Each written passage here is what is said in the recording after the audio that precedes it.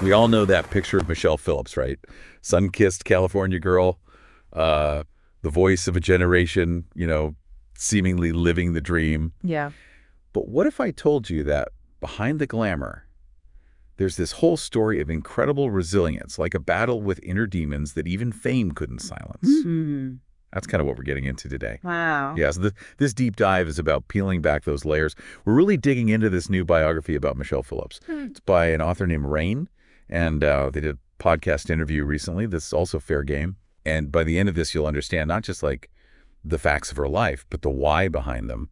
It's about fame, for sure, but also identity, the shadows of a revolution, what happens when you become an icon before you even really know who you are. Mm-hmm. The thing that really hooked me was the author's reason for even writing this book. It would have been easy to do like the greatest hits kind of biography, Right. but they were drawn to something deeper in Michelle's story. What's fascinating is that Rain was captivated by this paradox within Michelle. You have this image of her as this glamorous icon, the embodiment of California, cool. Yeah. But behind that, there's a life marked by really intense personal struggles. And Rain felt like those two sides hadn't really been reconciled before. Yeah, and it makes you wonder if maybe she hadn't even reconciled them within herself yet at that point. Absolutely, and Like, has she... this actually echoes a broader theme of that era. Think about how many artists from the 60s and 70s battled addiction, dealt with the pressures of sudden fame, the whole bit. Michelle's story is unique, of course, but it also reflects this larger trend of what happens when the dream clashes with reality, which I think a lot of people can relate to. And speaking of that clash, the interview does not shy away from how present drug use was back then. It's easy to judge now, but I'm curious, how does the author frame Michelle's experiences with substances in a way that helps us understand that time and maybe even her a bit better? That's one of the strengths of this biography, actually. Instead of just saying drugs were bad, which obviously Rain digs into how substance use was often a response to the pressures of the time, imagine being catapulted into this world of music-free love, social upheaval. It was a pressure cooker, and not everyone had the tools to handle it. Right, and especially back then. There's a phrase in the interview that really stuck with me. Drugs were often a dark companion. It acknowledges the destructive side of addiction, but it also hints at this underlying emotional turmoil that fueled it. This wasn't just about partying. It was a way to cope, however flawed, with the expectations and the isolation that often came with the lifestyle. What surprised me, and this might surprise you too, is how much the author emphasizes Michelle's loneliness. You'd think being surrounded by people all the time, being part of this legendary group, would be the opposite of lonely, right? Exactly, and that's the thing about fame, isn't it? It can be incredibly isolating. In the interview, Rain talks about how Michelle's success came so fast, so young, that she never really had the chance to develop a solid sense of self to build those core relationships that sustain you when things get tough. It's almost like too much too soon. And when you layer on the pressure of maintaining this public image, this persona of the California dream girl, it creates even more distance between who you are and who people expect you to be. It's almost like... You're saying it's almost like wearing a mask all the time. That's eerie, especially with how the interview talks about Michelle looking in the mirror at one point, trying to figure out who she even saw looking back. Precisely. That's exactly the kind of insight that makes this biography so compelling. It's not just about Michelle's story, but about this universal human experience of grappling with identity, of trying to reconcile the person we are in private with the face we present to the world. It makes you think about all the ways our culture encourages that, even outside of fame. And you can't underestimate the impact of her beauty either. As talented as she was, people often focused on her looks, which further objectified her and made it even harder to connect on a genuine level. It's like her talent and beauty, while captivating, contributed to this invisible wall between her and authentic connection. It's a tough thing to balance as a biographer, though, right? On one hand, you have these incredible, the music, the fame, the cultural impact. But then there are the lows, the struggles, the very human flaws. How does the author handle that without making it exploitative? From what I gathered in the interview, Rain seems to strike a good balance. They don't shy away from the more challenging aspects of Michelle's life, but they also don't sensationalize them. It's about presenting a whole person, nuance and all, and letting the reader draw their own conclusion. Showing her as a human being, basically. Oh, yeah. For example, there's this one anecdote they mentioned about, well, I don't want to spoil it for our listeners, but let's just say it perfectly illustrates the tension between Michelle's vulnerabilities and her undeniable inner strength. You've definitely piqued my curiosity. I have to admit, when the author described Michelle staring into the mirror, trying to reconcile her public and private selves, it really got to me. It made me think about the masks we all wear, you know? Yeah. Absolutely. We all present different versions of ourselves depending on the situation. But for Michelle, that internal conflict was magnified by the constant scrutiny of fame. Right, like it's on another level. And she was denied the privacy most of us have to figure it out. Exactly. Yeah. And even with that privacy, who can say they've got it all figured out? It makes you realize that even someone seemingly so blessed by fame and fortune can still wrestle with those fundamental questions of identity and belonging. Exactly. And that's what makes her story so enduring. It transcends the specific time and place and speaks to this universal longing for connection, for authenticity, for a sense of belonging that even fame can't guarantee. It's almost like a cautionary tale, isn't it? Like, Yeah. be careful what you wish for. It's a reminder that happiness comes from within and that no amount of external validation can fill that void if it's not there already.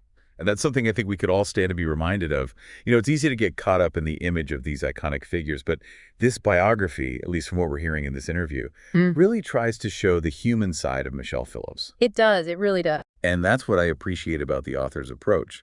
They don't shy away from the messy parts, but they don't exploit them either. It's like they're saying, look, this is a real person with flaws and contradictions, just like all of us. And that's what makes her story so relatable, right? It's that tension between the public persona and the private self. We all have those moments where we wonder if the person we show the world is truly who we are on the inside. You said it. The interviewer even picked up on that, bringing up that moment where Michelle's staring into the mirror, almost like she's confronting those different versions of herself. It's such a poignant image, and it speaks to the pressure she must have felt to live up to this ideal that in many ways was projected onto her. Right, because it's not like she invented that image. Exactly. And let's not forget, this was a time of immense social change.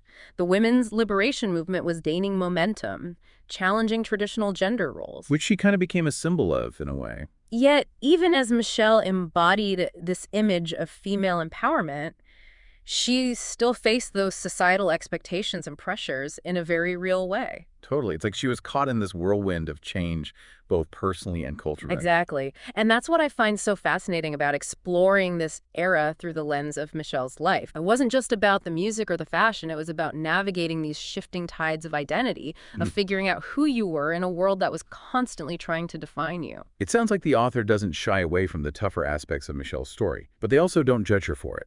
From what I gathered, they present those experiences with a lot of empathy and context. It's about understanding the choices she made within the specific time and circumstances, rather than imposing our own values or judgments from today's perspective. Which is something I think we all struggle with, to be honest, even outside of situations like this. Absolutely. I think that's so important, especially when we're talking about someone who lived their life so publicly. It's easy to make snap judgments based on headlines or rumors, but this biography seems to offer a much more nuanced and compassionate look at her journey. And I think that's what we as listeners and readers should strive for as well, right? To approach these stories with an open mind and a willingness to understand the complexities of the human experience, especially when it unfolds under such a bright spotlight. That's such a great point. We often put celebrities on pedestals, but the truth is they're just as flawed and human as the rest of us. Exactly. And I think that's what makes their story so compelling. It's that reminder that success, fame, talent, none of it makes you immune to the challenges and heartaches that are part of the human condition. You know, as we've been unpacking this whole idea of the mask Michelle felt she was wearing, it made me think about something the author said about her relationships. Oh, absolutely. That's a huge part of the book, and the interview really hones in on it. Here's this woman who became a symbol of free love, right? The California sound, the whole bohemian ideal, but her own love life was marked by incredible turbulence, a lot of heartbreak. It's almost ironic, isn't it? Like, the very thing she represented publicly was something she struggled to find peace with personally. Exactly. And in the interview, Rain talks about how this contrast fed into those feelings of loneliness we were discussing. It's one thing to feel like you're performing for the world, but when that disconnect seeps into your most intimate relationships, it's got to be even more isolating. For sure. And I think that's something a lot of people can relate to, even if they're not famous musicians. That feeling of wanting to be truly seen and understood by someone, especially romantically. Right, because it challenges this idea that we have about what happiness looks like. We often equate success with fulfillment. Like once you achieve a certain level of fame or fortune, you've got it made. But Michelle's story shows us that's not always the case. Totally. And it makes you wonder what she would have done differently. Yeah. The benefit of hindsight and all that. It's hard to say because those choices she made, they weren't made in a vacuum, right? They were influenced by the time period, by the people around her, by her own internal struggle. That's true. It's all part of this complex tapestry that makes up a human life. Exactly. And I think that's what makes biographies like this so valuable. They offer us a glimpse into someone else's experience and invite us to reflect on our own lives, our own choices, our own definitions of success and happiness. This has been such a fascinating conversation. I always learn so much from these deep dives. Me too. It's amazing what we can uncover when we take the time to really dig into someone's story. Well said. And on that note, I think we've done some serious digging today. To our listeners, we hope this deep dive into Michelle Phillips's life has given you something to think about. It's a reminder that even the most glamorous lives can be full of complexity and that true happiness isn't always found in the spotlight. Beautifully put. And sometimes the greatest journeys are the ones we take to discover ourselves, even if those journeys are messy and full of detours. Couldn't have said it better myself. Yeah. Until next time, keep exploring, keep questioning, and keep peeling back those layers because you never know what fascinating stories are waiting to be uncovered.